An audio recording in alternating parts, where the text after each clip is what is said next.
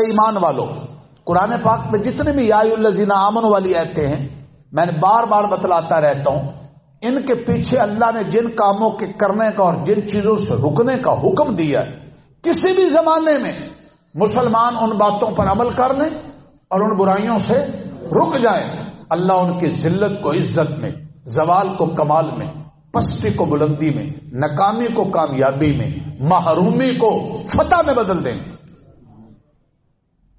ہم ادھر ادھر جھانکتے پھر رہے ہیں، کبھی مغرب کے پاس، کبھی یورپ کے پاس، کبھی IMF کے پاس، کبھی ورلڈ بینک کے پاس، کبھی کسی کی خوشامد، کبھی کسی کی خوشامد، کوئی ادھر ناچ رہا ہے، کوئی ادھر بھاگ رہا ہے۔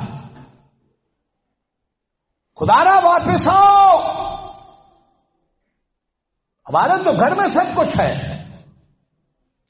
رب دا قرآن ہو، مصطفیٰ کا فرمان ہو، جو دونوں اس کو زندگی میں آگے لے کر چلے، سچا مسلمان جو کسی ایک کو چھوڑے کائنات کا بے ایمان۔ بے ایمان نہ بنو، مسلمان بنو، ویران نہ بنو، ذیشان بنو، شیطان نہ بنو، عبد رحمان بنو، رحمان کے بندے بنو۔ ارادہ ہے بننا چاہتے ہو، واپس آنا ہوگا۔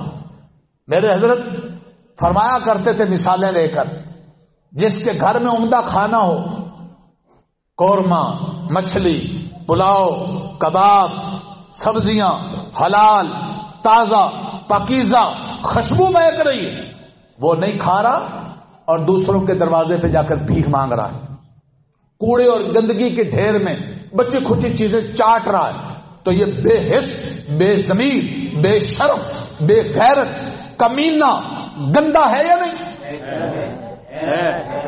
جن کے پاس رب کے قرآن میں، مصطفیٰ کے فرمان میں تجارت، سیاست، امیری، غریبی، وزیری، فقیری، مرد، عورت، اجتماعی، انفرادی زندگی، سب کی ہدایات اور رہنمائیاں، کامیابی اور کامرانی کی موجود ہے، ادھر دیکھتے نہیں اور دوسروں کے جوتے چاٹتے پھر رہے ہیں اور بھیک مانگتے پھر رہے ہیں۔ یہ بے حسی بھی ہے، بے ضمیری بھی ہے، بے ایمانی بھی ہے، کمینگی بھی ہے، ذلت بھی ہے، رسوائی بھی ہے۔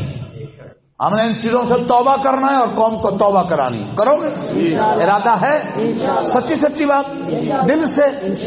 آؤ ذرا، اے ایمان والو، صبر اختیار کرو، مصابرہ اختیار کرو، مرابطہ اختیار کرو، تقوی اختیار کرو۔ کیوں؟ لعلکم تفلحون، میں تمہیں اس لیے کہہ رہا ہوں تاکہ تمہیں کامیابی اور کامرانی کی سند دے دوں، فتح اور نصرت کے تاج دے دوں، تمہیں دنیا پر غالب کر دوں، دنیا تمہارے قدموں میں مغلوب کروا دوں، فرش پہ رہ کر تمہارے عرش پر تذکرے کروا دوں، مرو تو قبر سانپ بچھو کا گھر نہ بنے، حد نگاہ تک جنت کا باغ بنے۔ ہمیں یقین نہیں، ہم شک کے ساتھ چل رہے ہیں۔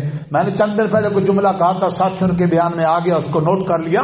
جہاں شک ہوتا ہے وہاں حق نہیں ہوتا، اور جہاں حق ہوتا ہے وہاں شک نہیں ہوتا۔ شک کے ساتھ نہیں دیکھنا ان چیزوں، قرآن کو شک کے ساتھ نہ دیکھا کرو، یقین کے ساتھ۔